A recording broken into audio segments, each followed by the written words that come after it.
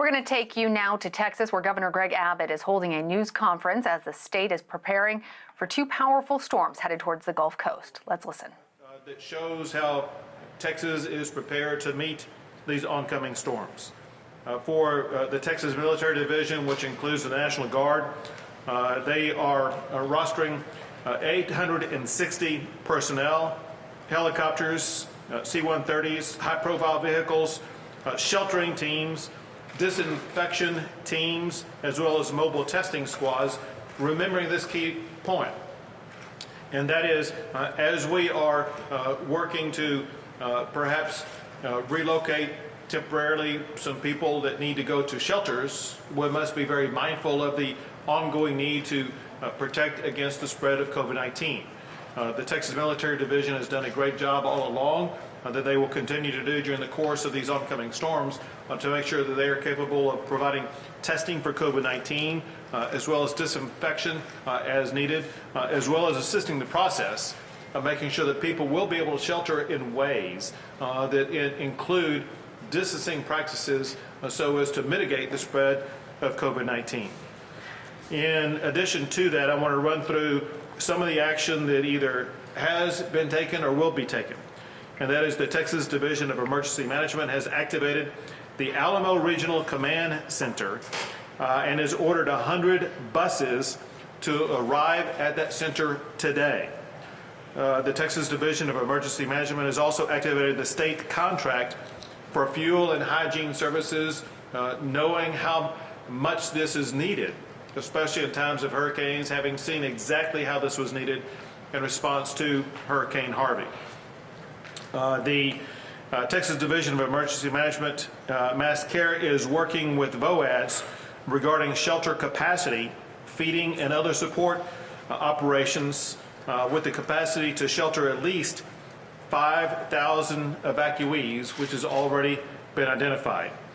They are also packaging shelter sanitation kits for deployment, and they have relocated one tractor trailer of MREs to the state warehouse in San Antonio.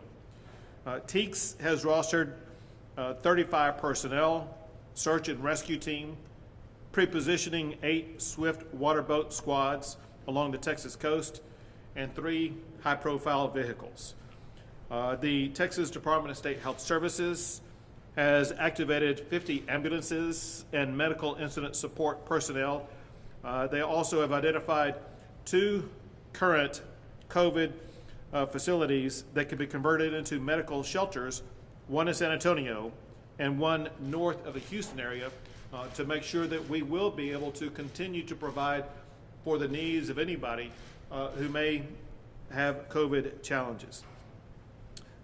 The Texas Department of Transportation has identified high-profile vehicles to support evacuation as well as response, and they have 7 miles of water barriers as well as contractors on call in the event that flooding occurs, especially on Interstate 10 near Winnie.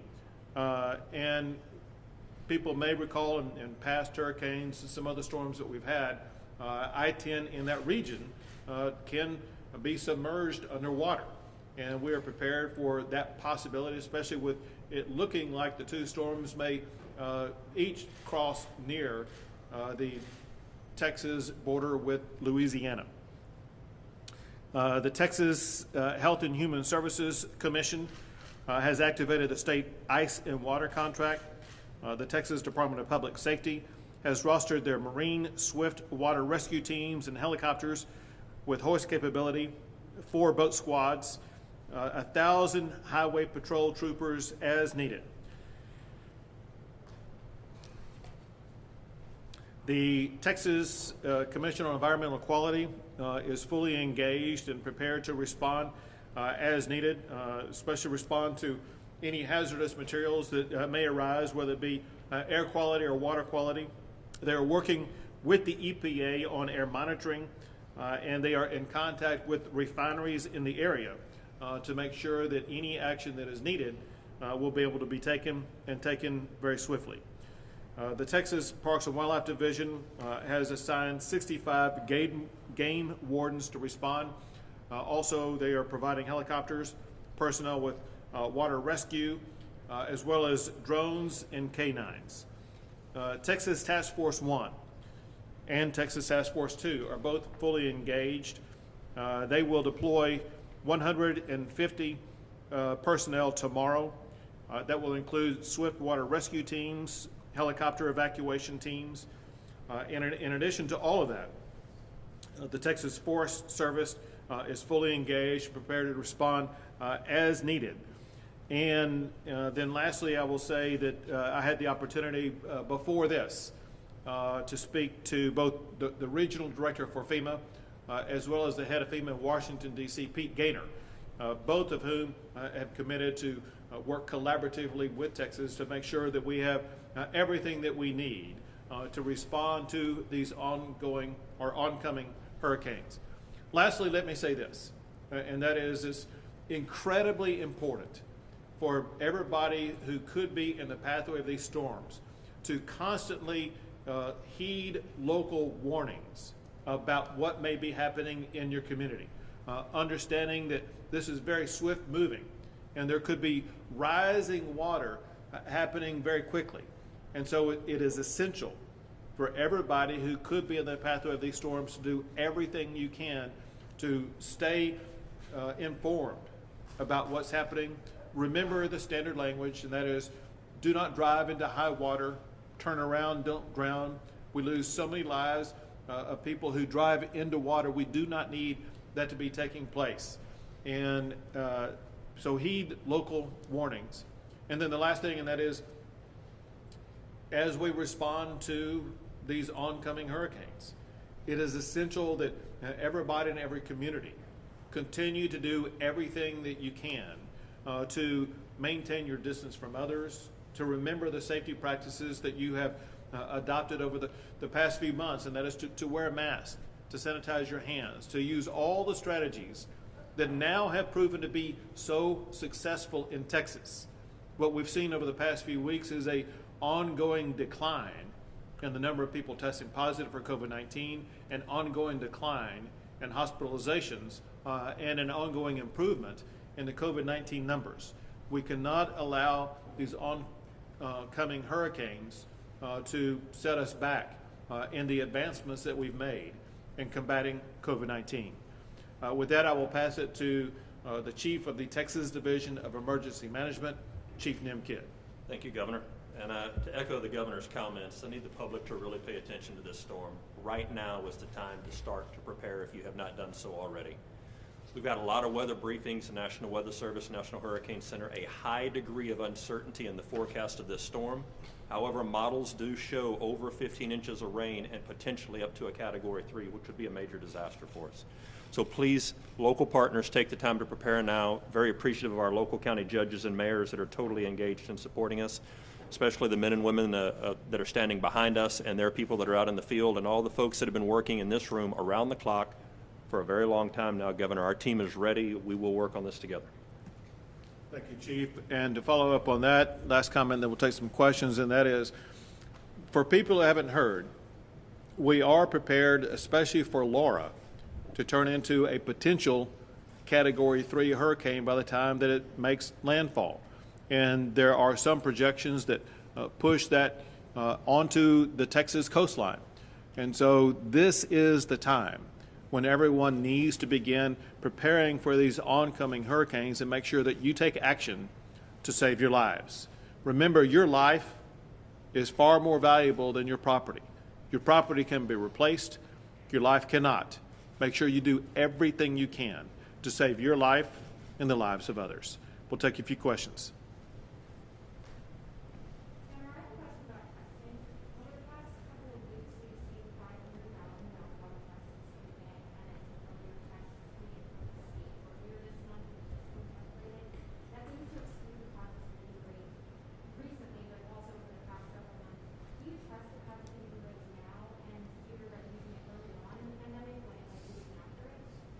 With regard to the testing information that has come into the Texas Department of State Health Services, there was a backlog for two primary reasons. One, there was a limitation in the number of test results they could process.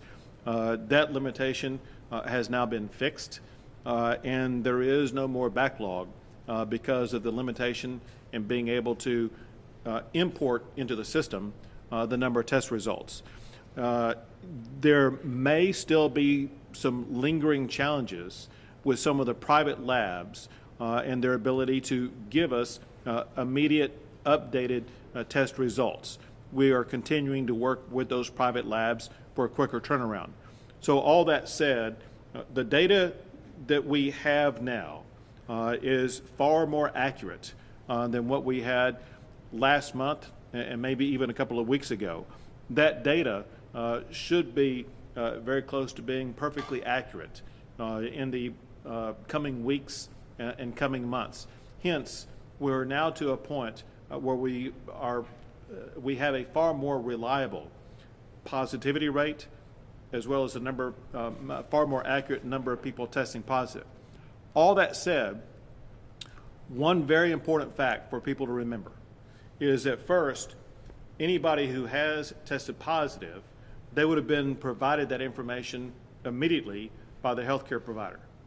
Second, a very important fact for people to follow as we continue to respond to COVID-19 is the number of people hospitalized who were tested positive for COVID-19.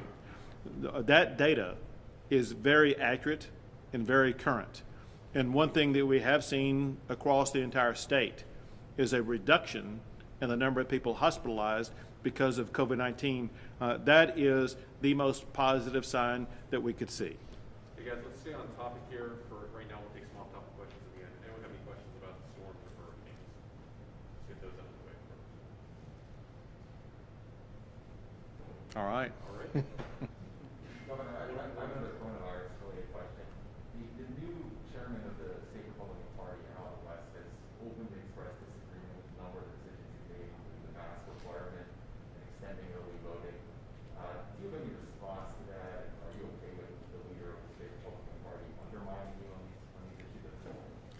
So as I have worked my way through the COVID response, it's important that we base our decisions upon data as well as the advice of doctors. Every decision that I've made has been a decision that is in the best interest of the health and safety of the people of the state of Texas, as well as trying to do that, maintaining businesses being as open as possible. As we have seen as a result of decisions that I've implemented, including the requiring that people wear masks, including the requirement that establishments like bars be closed, both of those recommendations were based upon the consensus of the entire medical community. And the proof is in the pudding, because the proof is that in the aftermath of those requirements on my part, we have seen a reduction in the number of people testing positive, a reduction in hospitalizations, and an improvement in the state of Texas and its response to COVID-19. Texas is far better positioned today in its response to COVID-19 than it was at the time that I put those executive orders in place. And Texas will continue to improve because of people being very diligent and making sure that they reduce the spread of COVID-19 by wearing a mask, by distancing themselves from others. And that in turn will allow us to proceed down the pathway of being able to open up more businesses as well as open up our schools. One more question here and then one more. Governor, I know your team met with the attorney that worked here to talk to you. Do you have any plans to speak to him yourself? I don't know what the current status of that is. I know that when he arrived here, I actually was in Fort Worth and that I've been engaged in some other activities. And so it's my understanding that he's had the opportunity to visit with key leaders in the governor's office. Last question. Great. Thank you. If I could add one thing, just so you'll know, one reason why we're departing is I'm going immediately to talk to all of the county judges of these counties that are in this disaster declaration so that we can personally and immediately connect with them and make sure they have all of their needs met. Thank you.